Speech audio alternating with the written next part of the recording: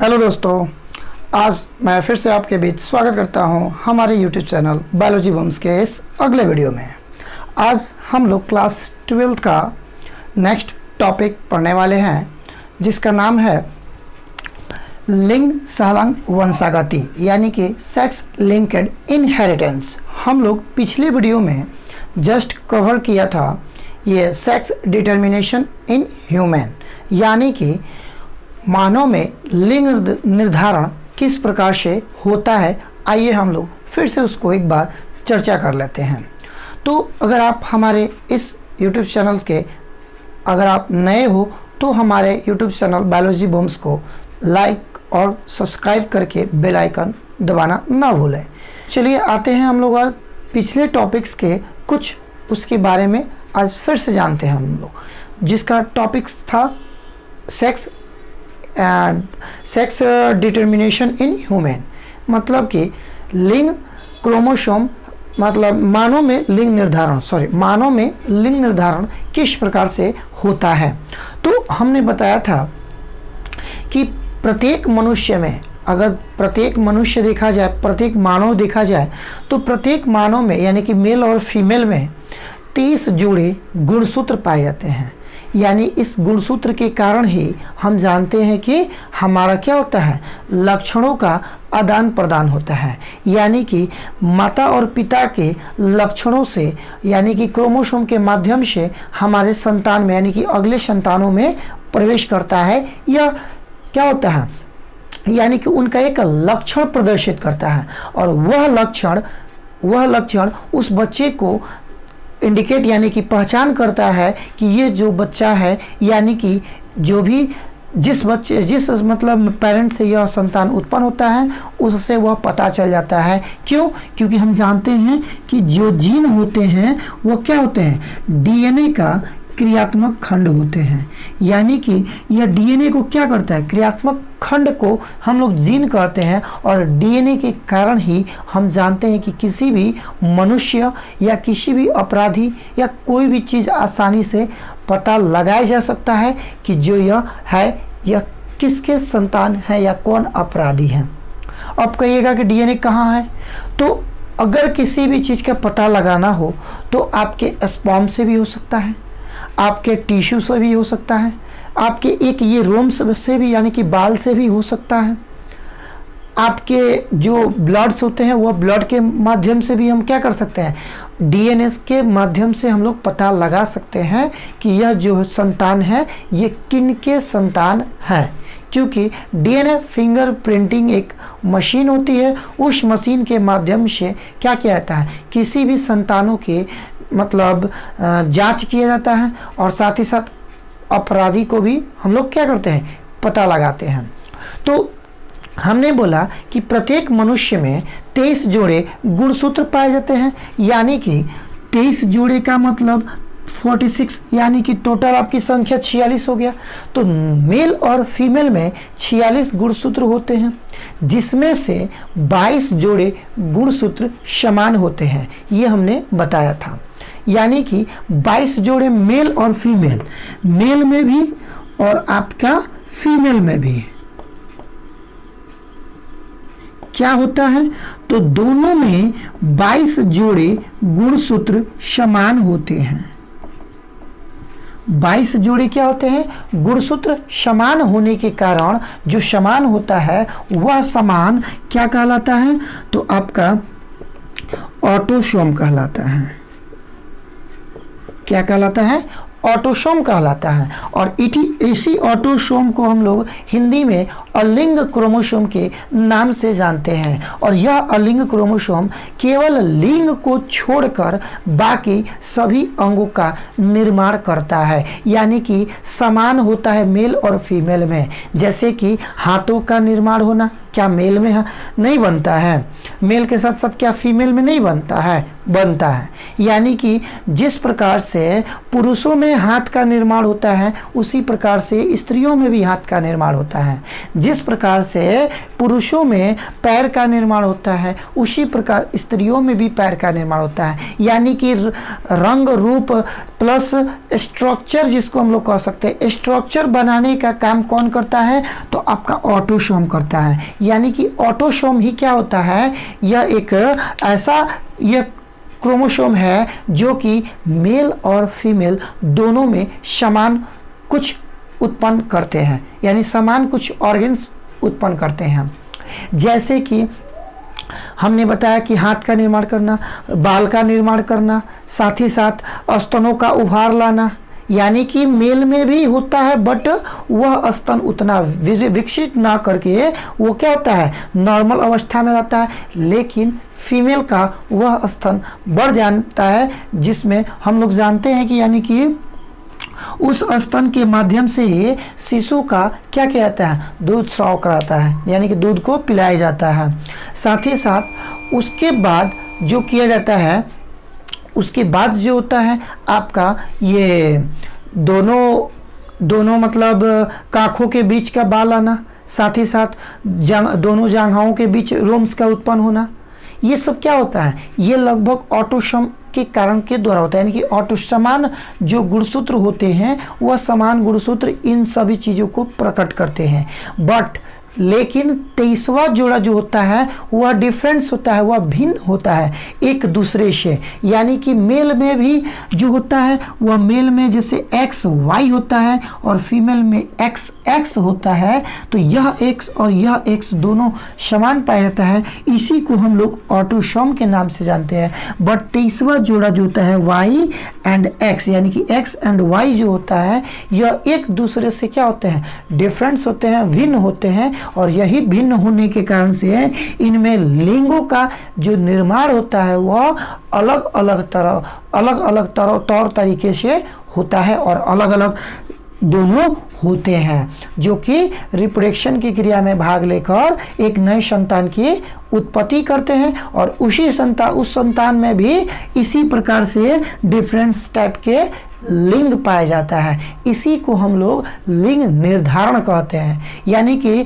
लिंग को निर्धारित किया जाता है, वही लिंग निर्धारण कहलाता है। तो हमने बताया कि प्रत्येक मनुष्य में 23 जोड़े गुणसूत्र समान पाए जाते हैं, या अगर समान नहीं पाया जाता, 23 जोड़े गुणसूत्र पाए जाते हैं, जिसमें से 22 जोड़े क्या होते हैं, समान होते हैं।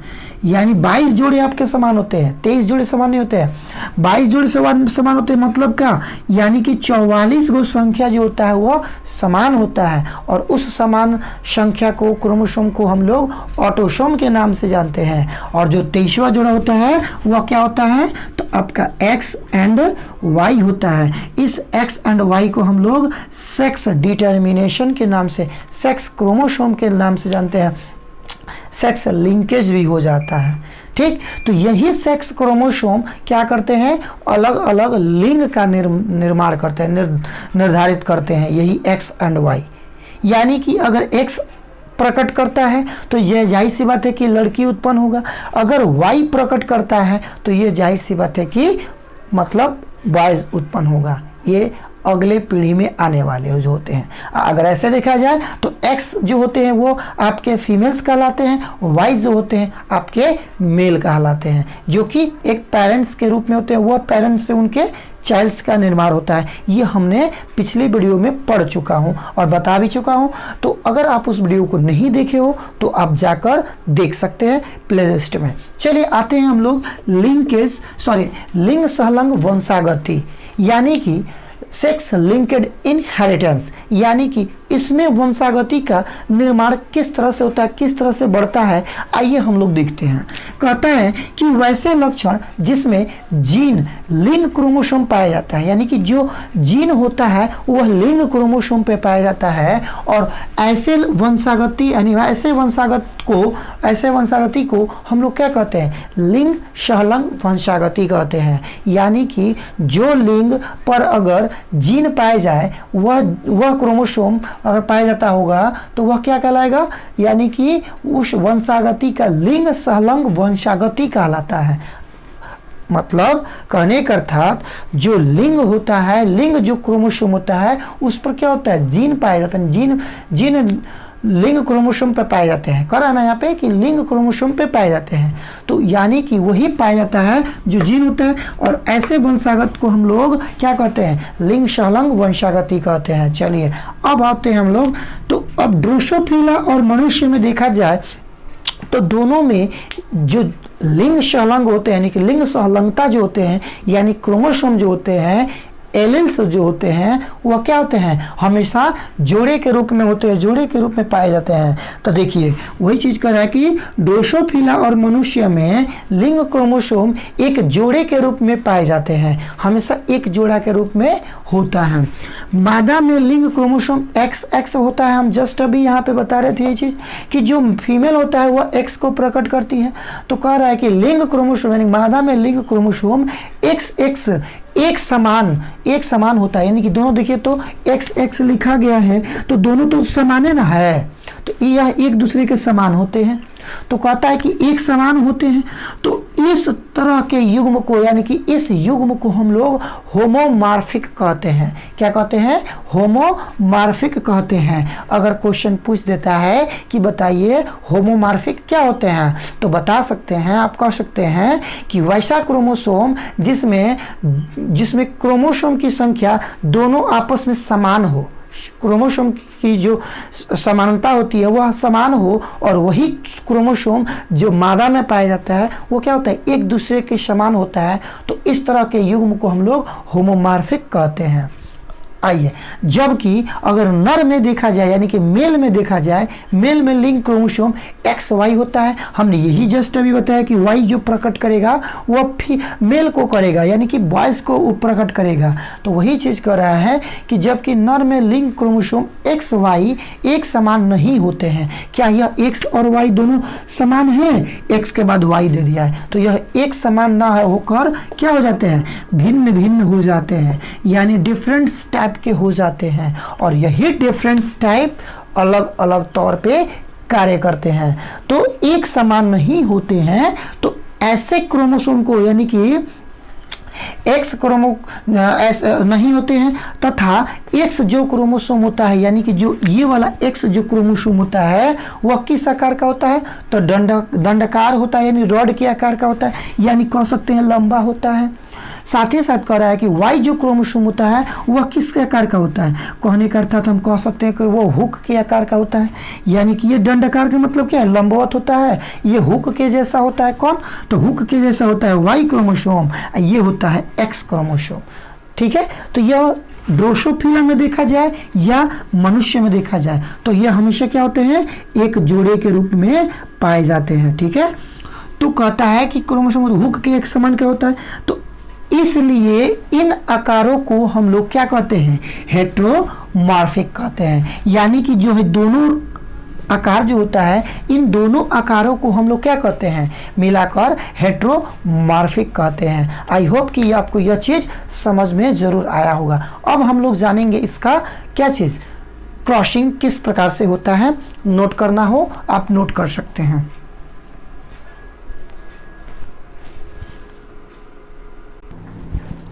देखिए दोस्तों, अब ये हम लोग का क्या है, ड्रोसोफिला में जो है लिंग सहलंगता जो हम लोग कैसे पढ़ रहे हैं, यानी वंशागति वाला। अब हम लोग इसका क्रॉसिंग जानेंगे। तो देखिए इसमें जो ये जो माना गया है, तो आप चाहिएगा तो प्रयोग करके भी आप लिख सकते हो, प्रयोग मेथड में, कि यानी कि एक ड्रोसोफिला को लिया गया है जिसमें लाल आँख वाले महिला यानी फीमेल को तथा सफ़ेद आँख वाले पुरुष के बीच जब क्रॉस किया जाता है तो उसकी F1 पीढ़ी में, यानी कि F1 जनरेशन में जो संतानें उत्पन्न होते हैं वह आपके रेड फीमेल उत्पन्न होते हैं, यानी कि यही कहलाते हैं आपका F1 जनरेशन। ठीक है, F1 पीढ़ी कहलाते हैं। बट पुनः आपका F1 पीढ़ी को जब आपस में क्रॉस कराया जाता है तो आपका उत्पन्न इसमें जो संतानें होते हैं वह 50% मेल में वाइट कलर के होते हैं आँख वाले, और 50% रेड आँख वाले होते हैं, और 50% जो फीमेल होती हैं यानी कि वो रेड कलर की होती है, रेड आँख वाली होती है। यानी कि फीमेल जो होती है खास तौर को इनको लाल यानी कि चमकदार और चहकदार काफ़ी ज़्यादा पसंद होता है, इसलिए ऑल फीमेल्स रेड आइज्ड वाले इसमें 50% उत्पन्न होते हैं। बकिया 50% तो इसमें वाइट कलर का देखिएगा, खास तौर के जो पुरुष होते हैं उनको वाइट कलर काफ़ी ज़्यादा पसंद पड़ता है, यानी white shirt, white T shirt, white जो भी पहनते हैं बहुत शौकीन से पहनते हैं। बट लड़कियां जो होती हैं, फीमेल जो होती हैं, उनको पिंक हो गया, आपका रेड हो गया, येलो हो गया, ये फलान ठिकान जितना भी जिसमें लाइटेड कलर जो होता है एकदम चमकने वाला होता है वह उनको काफ़ी पसंद आता है। देखिएगा ये जो लिप्स पे लगाया जाता है ना तो काफ़ी डार्क वाला लगाया जाता है, इतना डार्क वाला लगाया जाता है कि चलने पर भी क्या होता है काफ़ी लाइट पड़ जाता है दूर से। तो यानी कि कहने का मतलब जितना भी फीमेल होते हैं वह सभी में सभी कैसे उत्पन्न होते हैं, रेड कलर के उत्पन्न होते हैं। चलिए, तो ये आप क्रॉसिंग को देख सकते हैं, क्रॉसिंग करना आप जान गए होंगे। आई होप कि आपको कोई डाउट नहीं हुआ होगा, आप अपने मन से भी बना सकते हैं। तो इसका प्रयोग मेथड में क्या लिखेगा, यानी कि ड्रोसोफिला जीव लिया गया है जिसमें यानी कि रेड आँख वाले महिला यानी फीमेल्स तथा वाइट आँख वाले मेल के बीच यानी पुरुष के बीच जब क्रॉस कराया जाता है तो यह 2 पीढ़ियों में चलता है। पहला पीढ़ी में जितने भी ड्रोसोफिला उत्पन्न होते हैं वह रेड आँख वाले महिला उत्पन्न होती है, फीमेल्स उत्पन्न होती है। बट पुनः F1 जनरेशन को जब क्रॉस कराया जाता है तो वह उत्पन्न होता है आपका क्या चीज़, यानी कि इसमें 50% वाइट कलर का होता है जो मेल होता है, 50% रेड होता है जो कि फीमेल होती हैं, और 50% जो होती हैं वो क्या होती हैं आपका रेड कलर की जो होती हैं वो क्या होती है फीमेल्स होती हैं आँख वाली। तो ये सभी के सभी संतानें उत्पन्न होते हैं। आई होप कि आपको यह पूर्ण रूप से समझ में आ गया होगा। अगर आ गया होगा तो आप ज़रूर इस वीडियो को लाइक एंड सब्सक्राइब करके ज़रूर बेल आइकन दबाएं और साथ ही साथ शेयर करना ना भूलें अपने दोस्तों और अपने भाई बहनों के पास, क्योंकि अगर आप शेयर करते हो तो आपके साथ साथ आपके जितने भी सहपाठी हैं उनको भी क्या होगा प्रॉफिट मिलेगा, जिससे आपको एग्जामिनेशन में प्रॉफिट मिलेगा, लाभ मिलेगा। तो चलिए हम लोग अगले वीडियो में फिर अगला टॉपिक्स को जानेंगे। तब तक के लिए हमें आज्ञा दीजिए। धन्यवाद।